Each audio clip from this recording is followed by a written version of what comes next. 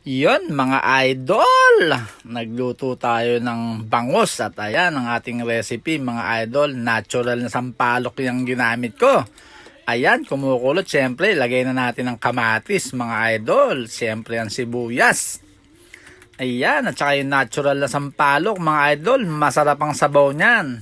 Nilagay na rin na natin syempre yung puso ng saging.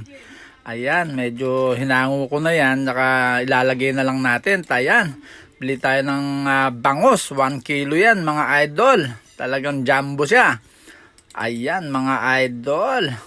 Konting halo lang siyempre. At ayan, lalagay na natin yung natural na pang-asim niya mga idol. Ayan, at saka sili. 3 piraso para may kapit ng konti. Siyempre, lagyan natin ng okra. Ang baliw na gulay mga idol.